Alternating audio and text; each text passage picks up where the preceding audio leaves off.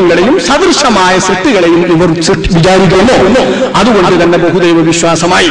അപ്പോൾ ദൈവത്തിന്റെ അധീശാധികാരത്തിലും ദൈവത്തിൻ്റെതായ നിലപാടിലും ദൈവീക ശക്തി തന്നെ നൽകിക്കൊണ്ടുള്ള സദൃശ രൂപങ്ങളെ വിശ്വസിക്കുന്നത് 1, 2, 3, 5 അഭിപ്രായങ്ങൾ പ്രകാരം നമുക്ക് മനസ്സിലാക്കാം. എന്നിട്ട് അദ്ദേഹം പറയുന്നു 4, 5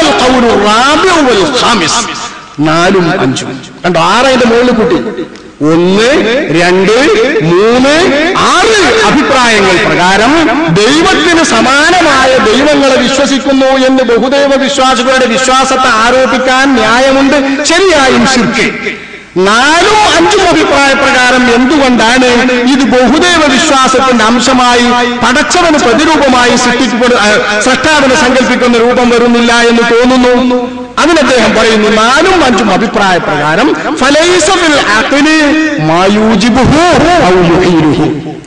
അത് അസംഭവ്യമാണെന്നും ബുദ്ധി കൊണ്ട് തെളിയില്ല, അത് അനിവാര്യമാണെന്നും ബുദ്ധി കൊണ്ട് തെളിയില്ല.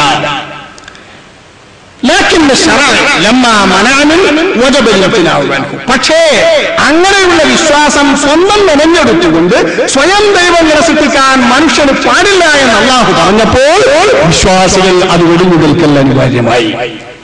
തന്മൂലം ആരെങ്കിലും വെടിഞ്ഞു നിന്നില്ലെങ്കിൽ അവർ മുശ്രിക്ക് എന്ന് ഖുർആൻ പറയും, അവർ മുശ്രിക്ക് എന്ന് മുഅ്മിനീങ്ങൾ പറയും. മനസ്സിലാക്കണേ. 4, 5 അഭിപ്രായ പ്രകാരം ദൈവിക ശക്തി ഇവിടെ രൂപപ്പെടുത്തുന്ന ബഹുദൈവ വിശ്വാസികളുടെ ദൈവങ്ങൾക്ക് ഉണ്ടെന്ന് പറയാനില്ല.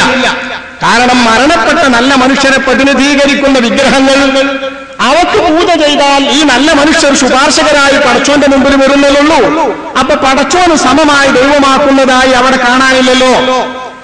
അതുപോലെ കിബലയ്ക്ക് സുജൂദ് ചെയ്യുന്ന പോലെ കിബലയിലേക്കുള്ള സുജൂദ് കിബലക്കുള്ള സുജൂദായി നമുക്ക് തോന്നുന്ന പോലെ പ്രാർത്ഥനാ മണ്ഡപങ്ങളിലെ ഇബാദത്ത് ആ പ്രാർത്ഥനാ മണ്ഡപങ്ങൾക്കുള്ള ഇബാദത്തായി പിന്തലമുറുക്കാൻ ധരിച്ചിട്ട് ബഹുദൈവ വിശ്വാസം വന്നതാകാം. ഇത് രണ്ടും പ്രകാരം ദൈവത്തിന് തുല്യമായ ദൈവികത ആരോപിക്കുന്ന മറ്റൊരു തരം ശിർക്കിന്റെ ന്യായം അവിടെ വരാനില്ലല്ലോ എന്ന് ചോദിച്ചാൽ യുക്തിപരമായി ഇത് അനിവാര്യമാണെന്നോ യുക്തിപരമായി അത് അസംഭവ്യമാണെന്നോ ഈ ശിർക്കിനെ തെളിയിക്കാൻ കഴിയില്ല. ഇമാം റാസി എന്തുകൊണ്ട് ഇത് ദൈവത്തിന്റെ ശൈലികാരനായി വിചാരിക്കണില്ല നേരെ?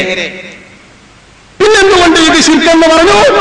അങ്ങനെ വിശ്വസിക്കാൻ പാടില്ല, അങ്ങനെ പൂജിക്കാൻ പാടില്ല എന്ന് അത്തരം വിശ്വാസികളെ ഇസ്ലാം വിലക്കി, ഖുർആൻ വിലക്കി. അതുകൊണ്ട് തന്നെ ആരെങ്കിലും മരണപ്പെട്ട മഹാത്മാക്കളുടെ പ്രതിരൂപമായിട്ട് തങ്ങൾക്ക് ദൈവത്തിന്റെ ശുപാർശകരായി സ്വയം നിൽക്കും എന്ന് തോന്നിയിട്ട് വിഗ്രഹങ്ങളെ ഉണ്ടാക്കി ആ വിഗ്രഹങ്ങൾക്ക് മുമ്പിൽ പൂജയർപ്പിച്ചാൽ ആ വിഗ്രഹങ്ങൾക്ക് മുമ്പിൽ ആരാധനാ കർമ്മങ്ങൾ ഉണ്ടാക്കി നടത്തിയാൽ അത് ശിർക്കാകുന്നു, ശിർക്കിന്റെ ആരാധനയുമാകുന്നു, ശിർക്കിന്റെ വിശ്വാസത്താൽ നടത്തുന്ന ആചാരമാകുന്നു എന്ന് ഇസ്ലാം നിരോധിച്ചു. അതുകൊണ്ട് വെടിഞ്ഞു നിൽക്കേണ്ടി വന്നു. ഇത് ഇസ്ലാമികമായി ശറഇന്റെ ശിർക്കാണ്. മറ്റ് 4, 1, 2, 3, 6 വീക്ഷണപ്രകാരമുള്ള ശിർക്ക് ബുദ്ധിപരമായി തന്നെ ശിർക്കാകുന്നു എന്ന് ഇമാം റാസി നിരൂപിച്ചതിൽ നിന്ന് 4ാമത്തെ ഒരഭിപ്രായം മാത്രം എടുത്തിട്ട് ആ ശിർക്കാണ് നാളിതുവരെ ബഹുദൈവ വിശ്വാസികൾക്കുള്ളൂ എന്നതിരിക്കട്ടെ.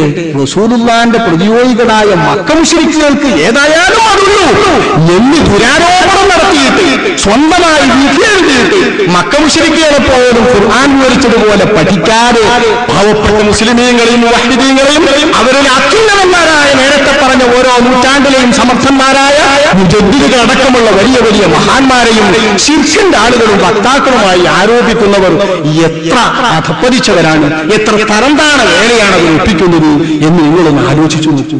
അള്ളാഹു അത്തരം വിധത്തിൽ നിന്ന് നമ്മെ കാക്കുമാറാവട്ടെ. ഇനി നമ്മൾ നോക്കാൻ നബി തങ്ങളുടെ കാലത്തെ ശിർക്ക്. ഇതിപ്പോ ശിർക്ക് വന്നതായി പറയുന്നത് നബി തങ്ങളുടെ മക്കത്തെ മുശ്രിക്കീങ്ങൾ എന്തായാലും ഇവിടത്തെ സുന്നികൾ വിശ്വസിക്കുന്നത് പോലെ നമുക്ക് ശുപാർശകരായി വരും ഈ ദൈവങ്ങളെ വിചാരിച്ചിട്ടുള്ളൂ. ആകാശത്തെ സൃഷ്ടിച്ചത് ആ ദൈവങ്ങളാണ് മക്ക മുശ്രിക്കുകൾ വിചാരിച്ചില്ല. ഭൂമിയെ സൃഷ്ടിച്ചത് ആ ദൈവങ്ങളാണ് എന്ന് മക്ക മുശ്രിക്കുകൾ വിശ്വസിച്ചില്ല. മക്ക മുശ്രിക്കുകൾക്ക് ആകെയുള്ള വിശ്വാസം നമ്മൾ സുന്നിയുടെ ഔലിയാക്കന്മാരെ പറ്റി എന്ത് വിചാരിക്കും, അമ്പിയാക്കളെ പറ്റി എന്ത് വിചാരിക്കും, അതേ വിചാരം തന്നെ മക്ക മുശ്രിക്കുകൾക്കുള്ളൂ. എന്നിട്ട് അവരെ പറ്റി അല്ലാഹു പറഞ്ഞു വിശ്വസിക്കും, നിങ്ങളുടെ ശിർക്ക് തുശ്രികൂ, നിങ്ങൾ ശിർക്ക് വെച്ചവരായി. ലാ തുശ്രികൂ, നിങ്ങൾ ശിർക്ക് വെക്കരുത് എന്നൊക്കെ അള്ളാഹ് പറഞ്ഞില്ലേ? അതുകൊണ്ട് മക്ക മുശ്രിക്കുകളുടെ ശിർക്ക് ഒരു പക്ഷേ ഇവിടത്തെ സുന്നികളുടെ ശിർക്ക് ആ ശിർക്കിനേക്കാൾ ലളിതമാണ്. തൗഹീദ് പഠിപ്പിക്കാൻ ഒരു മുക്കാൽ നൂറ്റാണ്ട് മുമ്പ് ഇവിടെ വഹാബി പ്രസ്ഥാനം വരുമ്പോ തുടക്കത്തിൽ ഇറക്കിയ ഗ്രന്ഥമാണ് അത്തൗഹീദ്. ഇതിപ്പോ പുനഃപ്രസിദ്ധീകരിച്ചിട്ടുണ്ട് മുജാഹിദിന് ഒരു വിഭാഗം. ഇപ്പൊ 2 വിഭാഗം പറയുമ്പോൾ അങ്ങനെ പറയേണ്ടിയിരുന്നല്ലോ.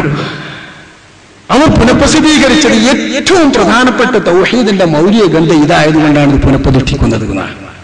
ആ പുനഃപ്രതിഷ്ഠിക്കുന്ന അത്തൗഹീദ് എന്ന ഗ്രന്ഥത്തിൽ പറയുന്നത് മക്ക മുശ്രിക്കുകൾ അവരുടെ പ്രതിസന്ധി വേളകളിലെങ്കിലും ദൈവത്തെ സാക്ഷാൽ അല്ലാഹുവിനെയാണ് വിളിച്ചു പ്രാർത്ഥിച്ചിരുന്നത്. ഇവിടുത്തെ സുന്നികൾ പ്രതിസന്ധി വേളകളിൽ പോലും ഔലിയാക്കളെയും അമ്പിയാക്കളെയുമാണ് വിളിച്ചു തേടുന്നത്. അപ്പോൾ അവരെക്കാൾ കടുത്ത ശിർക്കാണ് ഇവിടുത്തെ സുന്നികൾക്കുള്ള ശിർക്ക് എന്ന് തുറന്ന്. അപ്പോൾ പറയുന്നത് ഞാൻ ഒറ്റക്ക് പറയല്ല, പുസ്തകത്തിലെ വാക്യ അതേ രീതിയിലല്ലെങ്കിൽ ആശയാണ്. അപ്പോൾ മക്ക മുശ്രിക്കുകളേക്കാൾ കടുത്ത മുശ്രിക്കുകളാകുന്നു ഇവിടെയുള്ള സുന്നികളായ ബഹുഭൂരിപക്ഷം മുസ്ലിങ്ങളും എന്ന് 3/4 നൂറ്റാണ്ടിന്റെ പാരമ്പര്യമുള്ള കക്ഷിയുടെ ആഗമനത്തിന്റെ ആദ്യകാലത്ത് അവതരിപ്പിച്ച ഇറക്കിയ തടിച്ച അത്തൗഹീദ് എന്ന പുസ്തകത്തിൽ ആരോപിക്കുന്നത് മക്ക മുശ്രിക്കുകൾ അവരുടെ ദൈവങ്ങളെ ശുഫാഉം ശുപാർശക്കാരുമായി മാത്രം കണ്ടു. അതുപോലെയാണ് ഇവിടത്തെ സുന്നികളും ഔലിയാക്കളെയും അമ്പിയാക്കളെയും അവർ ശുപാർശകരായി മാത്രം കാണുന്നു. ദൈവമായി കണ്ടോളണമെന്നില്ല, സട്ടാവായി കണ്ടോളണമെന്നില്ല, അത് മക്ക മുശ്രിക്കുകൾ കണ്ടതുമില്ല എന്ന് ചിന്തിക്കുന്ന ആളുകൾ മക്ക മുശ്രിക്കുകളെ കുറിച്ചൊരു ചുക്കും പഠിച്ചിട്ടില്ല. മക്കയിലെ മുശ്രിക്കുകളുടെ ശിർക്കിനെ അവർ തെല്ലും നിരൂപിച്ചിട്ടുമില്ല. വിശുദ്ധ ഖുർആൻ 500ഓളം ഏതാണ്ട് 600ഓളം ആയത്തുകൾ മാത്രമേ മനുഷ്യ ജീവിതത്തിന്റെ എല്ലാ വശങ്ങളെയും ഉൾക്കൊള്ളുന്ന നിയമങ്ങളെക്കുറിച്ച് പറയുവാൻ പോലും ആയത്തിറക്കിയിട്ടുള്ളൂ. അത്ര കുറഞ്ഞ ആയത്ത് കഴിച്ച് ബാക്കി 6000-ൽ പരം ആയത്തുകളും അല്ലാഹു വിവരിക്കുന്നത് തൗഹീദിനെ കുറിച്ച് പഠിപ്പിക്കാനാണ് ഒട്ടുമുക്കാലും. നബുവത്തിലെ വിശ്വാസത്തെക്കുറിച്ച് പഠിപ്പിക്കാനാണ് ബാക്കി ഒരു ഭാഗം. ആഖിറത്തെക്കുറിച്ച് ചിന്തിപ്പിക്കാനാണ് മറ്റൊരു ഭാഗം. ഈ തൗഹീദിന്റെയും മൂലകമായ വിശ്വാസത്തിന്റെയും മൗലികമായ വിശ്വാസകാര്യങ്ങളുടെയും പഠനത്തിനും പഠിപ്പിക്കലിനും വേണ്ടി ഇറക്കിയ 6000-ൽ പരം ആയത്തുകളിൽ ശിർക്കിനെ മാത്രം പ്രതിപാദിക്കുന്ന, ശിർക്കിനെ മാത്രം എതിർക്കുന്ന, മുശ്രിക്കുകളെ മാത്രം അവരുടെ ചിന്താധാരകളെ തന്നെ ഓരോന്നിളക്കിയിട്ട് അല്ലാഹു തആല ചോദ്യം ചെയ്യുന്നതായ ആയത്തുകളെ തെല്ലുപോലും പഠിച്ചിട്ടില്ല. അല്ലെങ്കിൽ പഠിച്ചിട്ട് സുന്നികൾക്കെതിരെ പ്രയോഗിക്കാൻ വേണ്ടി അവർ മൂടിവെക്കുകയാണ്. പരിഭാഷ അങ്ങനെ ഇറക്കിയാൽ പോരാ. വിശുദ്ധ ഖുർആനിന്റെ ആയത്തുകളിലൂടെ പരതുമ്പോഴാണ് നബിതങ്ങൾ സംബോധിതരായ ജനതയിലെ ശിർക്ക് എന്തെന്ന് തിരിയുള്ളൂ. എന്നിട്ട് പോരാ നമ്മളെ ശിർക്ക്. അതിന്റെ ഒരംശമെങ്കിലും അല്ലാഹുവിന്റെ റസൂലിന്റെ ഈ ഉമ്മത്തിൽ നിലനിൽക്കാൻ അവസരമുണ്ടോ, ചാൻസ് ഉണ്ടോ, അതിന് നബിതങ്ങൾ അവസരം വെച്ചിട്ടുണ്ടോ എന്ന് ആലോചിക്കാൻ നമുക്ക് വലിയ മുശ്രിക്കുകളുടെ ശിർക്ക് പഠിച്ചിട്ട് പോരാ. അല്ലാഹുവിന്റെ റസൂലിന്റെ സംബോധിതരായ ജനതയിൽ മക്കയിലെ അറബികളിൽ ഇസ്മായിൽ നബി അലൈഹിസ്സലാമിന്റെ മക്കളായി വന്ന അറബികളാണ് ഏറ്റവും പ്രഗത്ഭരായ നബി തങ്ങളുടെ സംഘമായ, നബി തങ്ങളുടെ കുടുംബമായ ശരിയായ അറബ്, അൽ അറബുൽ മുസ്തഅരിബ. ഈ മുസ്തഅരിബത്തായ അറബ്, നല്ല വാഗ്മിത്വമുള്ളതായ ഈ അറബികൾ, ആ അറബികളിൽ ശിർക്ക് വന്നത് അഷ്റഫുൽ ഖൽഖ് സ്വല്ലല്ലാഹു അലൈഹി വസല്ലമ തങ്ങളുടെ ആഗമനത്തിന്റെ ഏതാണ്ട് കുറഞ്ഞ നൂറ്റാണ്ടുകൾക്ക് മുൻപാണ്.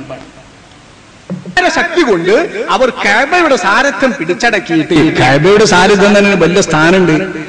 ഓളാണ് അവിടത്തെ പൂജകൾ നിയന്ത്രിക്കുന്നവർ, അവരാണ് ആ രാജ്യത്തിന്റെ കാര്യങ്ങൾ ഭരിക്കുന്നവരായി മാറുക. അതുകൊണ്ട് കഅബയുടെ സാരഥ്യം 300 വർഷക്കാലം വച്ച ഖുസാഅത്ത് ഗോത്രക്കാരുടെ ആ 300-ൽ പരം വർഷം, 500-ൽ പരം അഭിപ്രായമുണ്ട്, അത്രയും വർഷക്കാലത്തിനിടയിലാണ് മക്കയിലെ അറബികൾക്കിടയിലും ഈ ശിർക്ക് വരുന്നത്. അതുവരെ ജാഹിലിയ്യത്തിലാണ് അവരെങ്കിലും ഇബ്രാഹിം നബി അലൈഹിസ്സലാമും മകൻ ഇസ്മായിൽ നബി അലൈഹിസ്സലാമും സ്ഥാപിച്ച തൗഹീദിന്റെ സാക്ഷാൽ അർത്ഥം തന്നെ അവരിൽ നിലകൊണ്ടിരുന്നു.